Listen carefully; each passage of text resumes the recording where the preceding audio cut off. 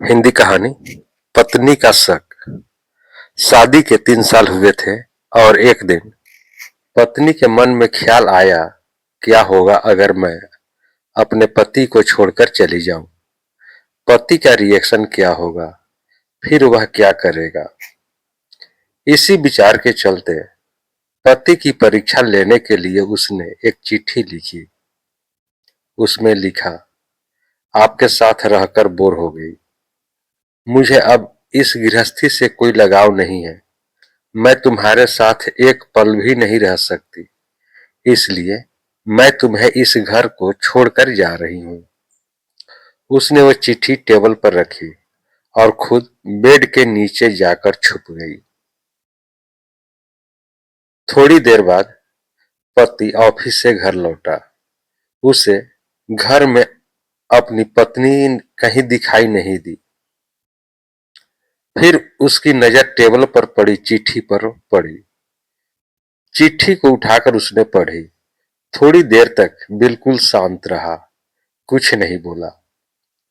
फिर उसने उसी चिट्ठी में पीछे कुछ लिखा और अपने मोबाइल में गाने बजाकर जोर जोर से नाचने लगा। फिर उसने अपने कपड़े बदले और अपनी एक फ्रेंड को फोन लगाया और कहने लगा, मैं आज आजाद हो गया हूं। मेरी बीवी को आखिरकार ये एहसास हो गया कि वह मेरे काबिल नहीं है, इसलिए वह खुद ही मुझे छोड़कर हमेशा के लिए चली गई है और मैं अब आजाद हो गया हूं।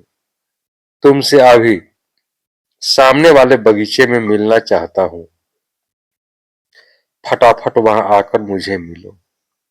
ऐसा कहकर पति घर के बाहर निकल गया। दोनों आंखों में आंसू की धारा लिए पत्नी बेड के नीचे से बाहर निकली। उसके हाथ थर थर कांप रहे थे। कांपते हाथों से उसने टेबल पर रखी वो चिट्ठी उठाई और पढ़ी, जिसमें पति ने लिखा था, अरे पगलेट, तुम्हें तो ठीक से छुपना भी नहीं आता। बेड के नीचे से तुम्हारे पैर दिख रहे हैं। तुम जल्दी से गर्मा गर्म चाय बनाओ। मैं सामने की दुकान से बिस्किट लेकर आता हूं। मेरे जीवन में खुशी तुम्हारे आने से है। आधी खुशी तुझे सताने में है और आधी तुझे मनाने में। आखिर लास्ट में तो हम दोनों ही साथ रहेंगे ना।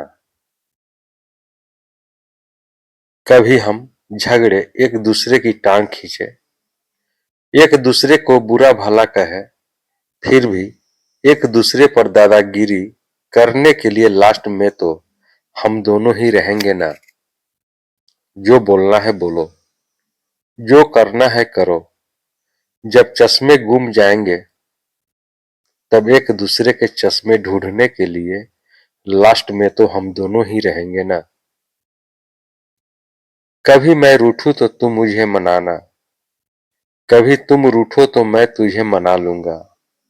एक दूसरे की लाड़ लड़ाने के लिए आखिर में तो हम दोनों ही होंगे ना। जब नजर कम आएगा, सुनाई भी कम देगा, तब एक दूसरे को ढूंढने के लिए हम दोनों ही होंगे ना। जब घुटनों में दर्द बढ़ जाएगा, कहीं आना जाना भी बंद हो जाएगा, तब एक दूसरे के नाखून काटने के लिए तो हम दोनों ही होंगे ना।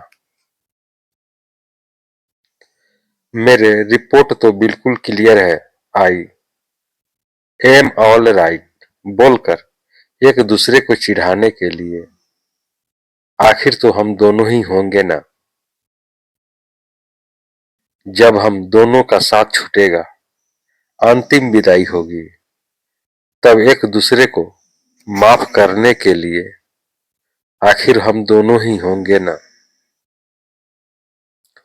आखिर में सिर्फ हम और सिर्फ हम दोनों ही होंगे ना।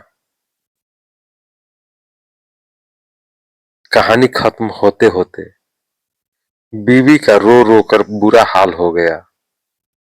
उसे पता चल गया कि उसकी पति उससे कितना ज्यादा प्यार करता है। दोस्तों, कहानी पसंद आई हो तो एक लाइक और अपने दोस्तों से शेयर करना मत भूलना।